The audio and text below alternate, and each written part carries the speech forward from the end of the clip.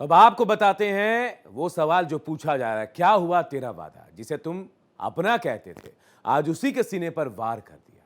जी हां, अफगानिस्तान ने हमला कर दिया और दावा किया कि 58 पाकिस्तानी सैनिक ढेर कर दिए गए, 30 से ज्यादा घायल हैं और इस पूरे घटनाक्रम पर सऊदी अरब से सिर्फ एक नसीहत आई, ना कोई हस्तक्षेप, ना कोई साफ स्टैंड। लेकिन सवाल यह है, जिस अफगानिस्तान को पाकिस्तान ने अपना कहा, क्या अब वही दुश्मन नंबर 1 बन गया है? क्या वादों की सियासत में अब गोलियों का हिसाब दिया जाएगा? और क्या सऊदी अरब की खामोशी एक नए मुस्लिम वर्ल्ड पावर बैलेंस की तरफ इशारा कर रही है? आज हम दिखाएंगे वो बयान, वो बॉर्डर मैप और वो आंकड़े जो बताते हैं कि सिर्फ एक मुठभेड़ नहीं बल्कि एक टूटते रिश्तों की शुरुआत है। देखिए रिपोर्ट।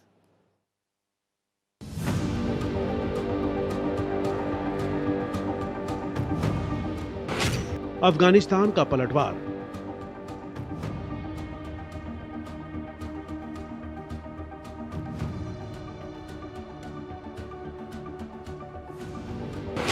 सीमा पर फिर बहा खून।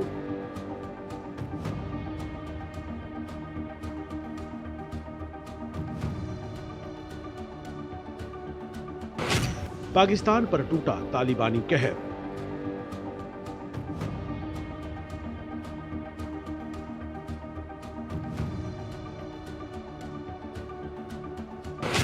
नया मोर्चा, पुरानी दुश्मनी।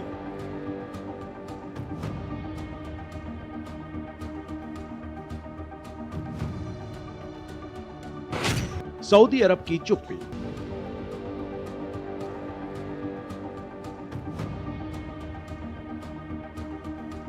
पाकिस्तान और अफगानिस्तान आमने सामने हैं। पाकिस्तान की सेना के मुताबिक सीमा पर रात भर हुई भीषण झड़पों में कम से कम 23 पाकिस्तानी सैनिक मारे गए हैं। वहीं सेना ने तालिबान और उससे जुड़े 200 से ज्यादा आतंकवादियों को भी ढेर करने का दावा किया है। सीमा पार से हमले के बीच ही दोनों पड़ोसी एक दूसरे पर आरोप लगा रहे हैं और बॉर्डर पर तनाव बढ़ गया है। इन हालातों में हर कोई हैरान है कि आखिर सऊदी अरब क्या कर रहा है। बता दें, पाकिस्तान और सऊदी अरब के बीच कुछ दिनों पहले एक समझौता हुआ था।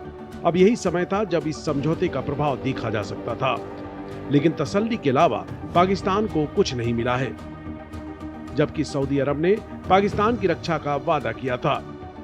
डुरंट रेखा के एक तरफ पाकिस्तान की सेना तो दूसरी तरफ तालिबान लड़ाकों के बीच युद्ध की परिस्थिति बनी हुई है।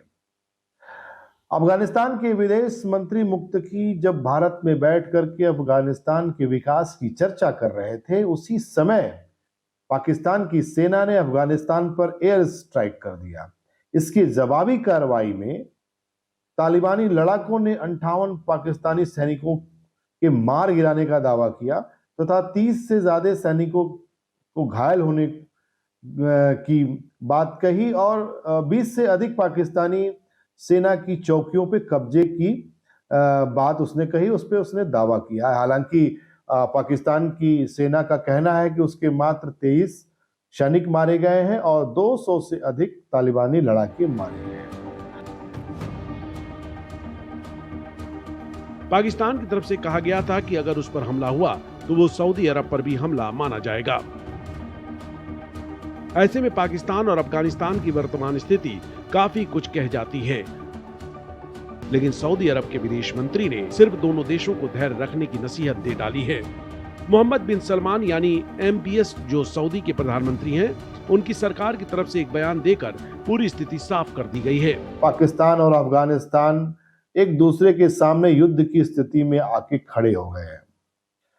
पिछले महीने हम बात करें अगर वैश्विक परिप्रेक्ष्य में, तो पिछले महीने सितंबर 2025 में पाकिस्तान और सऊदी अरबिया के बीच एक रक्षा समझौता हुआ था, जिसमें किसी बाहरी देश के द्वारा एक देश पे हमला होता है तो दूसरे देश पर माना जाएगा। यानी वो अगर सऊदी अरबिया पे हमला होता है तो पाकिस्तान पे हमला माना जाएगा और पाकिस्तान पे हमला होता है तो सऊदी अरबिया पे हमला माना जाएगा। परंतु आश्चर्य की बात यह है कि सऊदी अरबिया ने किसी प्रकार के युद्ध में शामिल होने की कोई बात नहीं कही, किसी प्रकार के हस्तक्षेप की बात नहीं कही, कोई उकसावे वाली बात नहीं कही। उसने मात्र ये कहा कि संयम बरतिए, ये नसीहत दे डाली पाकिस्तान को। सऊदी अरब के विदेश मंत्रालय ने पाकिस्तान और अफगानिस्तान की सीमा पर हुई हिंसक झड़पों के बीच आत्मसंयम बरतने की सलाह दी है ताकि स्थिति और बिगड़े नहीं।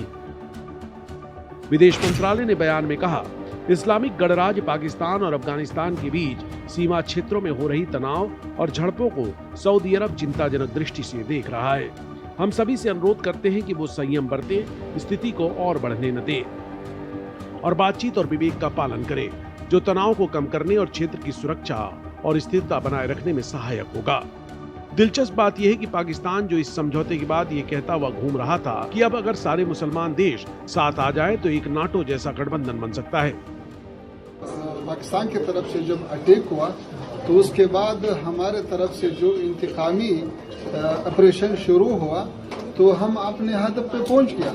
उससे बाद वही ऑपरेशन के दौरान में हमारे जो दोस्त ममालिक है जैसा सऊदी अरबिस्तान, कतर और इमारात मुत्तहिदा अरबी, उससे ये दरख्वास्त हुआ कि भाई जंग रुकना चाहिए। तो उससे बाद हमने जंग रोका। अभी सारे खिते में कोई ख़ास वाक़या नहीं है और हम ये चाहते हैं कि जंग मसलों का हल नहीं है, मुफाहिमा और मुज़ाकरे की ज़रूरत है।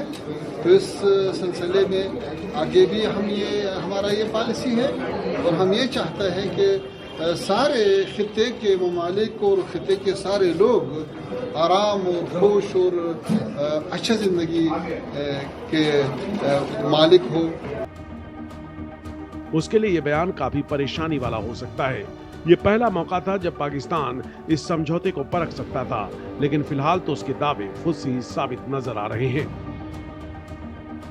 17 सितंबर 2025 को शहबाज शरीफ और MBS ने जिस समझौते को साइन किया उसे स्ट्रेटेजिक म्यूचुअल डिफेंस एग्रीमेंट नाम दिया गया है।